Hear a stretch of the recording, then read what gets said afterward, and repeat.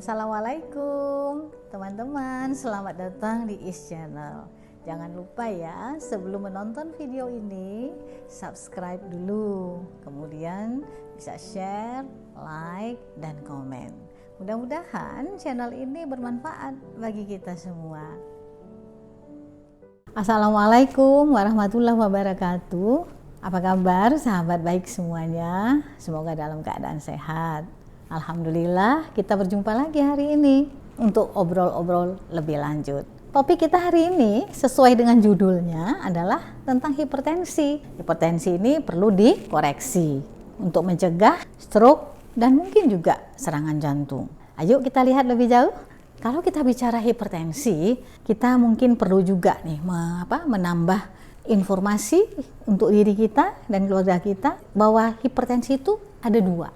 Pertama adalah hipertensi primer yang sebabnya tidak diketahui. Jadi ada seseorang yang mengidap hipertensi tapi nggak pernah tahu sebabnya kenapa.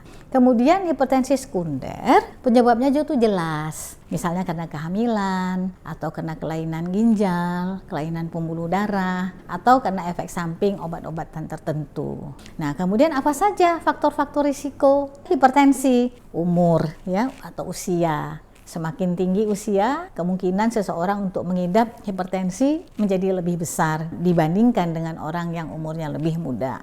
Genetika, misalnya kalau orang tua kita, entah ayah atau ibu mengidap darah tinggi atau hipertensi, nah kita kemungkinan besar akan mendapat hipertensi juga. Kemudian obesitas atau kegemukan. Penting sekali nih mempertahankan berat badan yang ideal ya atau dalam batas yang normal supaya tidak memberi beban yang berat kepada organ-organ tubuh kita. Kemudian konsumsi garam yang berlebih, kecenderungan untuk mengkonsumsi makanan yang sangat tinggi garam atau asin, itu kurang baik ya atau dapat memicu kondisi hipertensi. Kemudian kebiasaan-kebiasaan buruk antara lain merokok ya dan lain-lain. Ini adalah sedikit informasi awal tentang hipertensi dan faktor-faktor risikonya. Kalau kita bicara hipertensi, kita ingin mengkoreksi, tentu perlu juga kita mengetahui adalah terapinya seperti apa dan apa tujuan terapi itu. Terapi hipertensi ini ditujukan untuk pertama mempertahankan kualitas hidup. Maksudnya orang yang mengidap penyakit darah tinggi atau hipertensi tetap dapat menjalankan aktivitas hidup yang baik, dapat bekerja, dapat berprestasi manakala hipertensinya itu dikendalikan dengan cukup. Kemudian mencegah kerusakan organ. Ya, jangan sampai nanti pembuluh darahnya menjadi rusak atau menerima kondisi-kondisi stroke atau penyumbatan pembuluh darah dan lain sebagainya. Dan menurunkan risiko kematian. Tentu saja darah tinggi yang tidak dikendalikan menimbulkan kesakitan-kesakitan yang mungkin sekali dapat memicu kematian. Nah, sekarang kalau kita lihat terapinya, terapi dengan obat dan terapi tanpa obat. Kalau tanpa obat artinya kita menjalankan pola hidup sehat, makan yang seimbang, gizi yang cukup, kemudian berolahraga, dan lain-lain kebiasaan-kebiasaan yang baik yang dapat mempertahankan atau meningkatkan kualitas kesehatan kita. Bagaimana dengan terapi dengan obat? Nah, kita kan tahu bahwa obat itu ada obat yang memang dibuat secara kimia atau sintetis dan juga ada obat herbal atau obat tradisional dari bahan alam. Di sini saya mencoba untuk lebih fokus kepada obat herbal atau obat tradisional. Nah, kira-kira kapan ya saat yang tepat kita memilih terapi dengan obat tradisional atau obat herbal?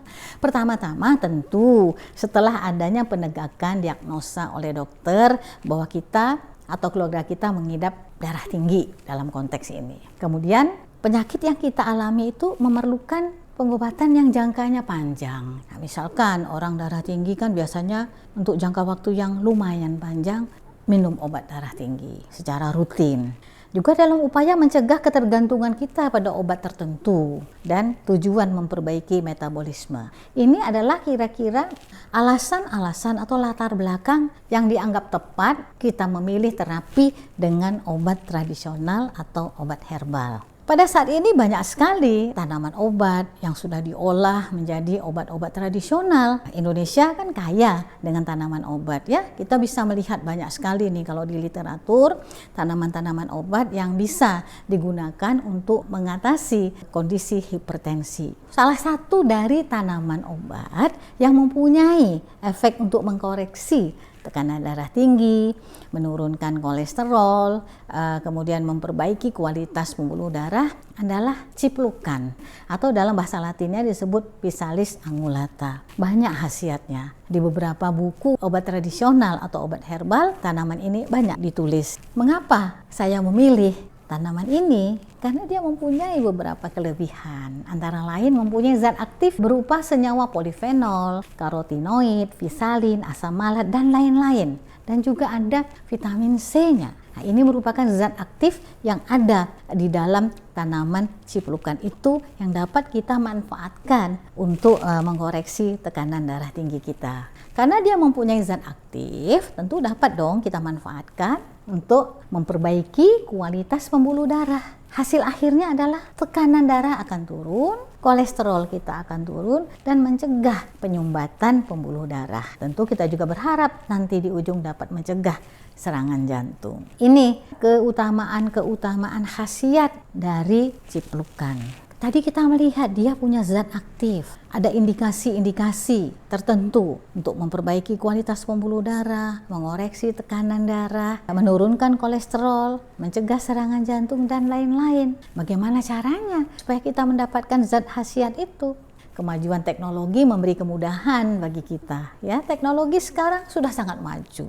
Industri-industri obat herbal begitu berkembang, dapat menerapkan teknologi sehingga zat berkhasiat itu dapat diekstraksi, dapat dibuat menjadi obat yang siap pakai. Nah, di sini ada teknologi nano yang dapat membuat ekstrak yang sangat halus partikelnya, yang mudah sekali larut sehingga sangat efektif dalam menurunkan tekanan darah, memperbaiki kualitas pembuluh darah, menurunkan kolesterol, dan lain-lain.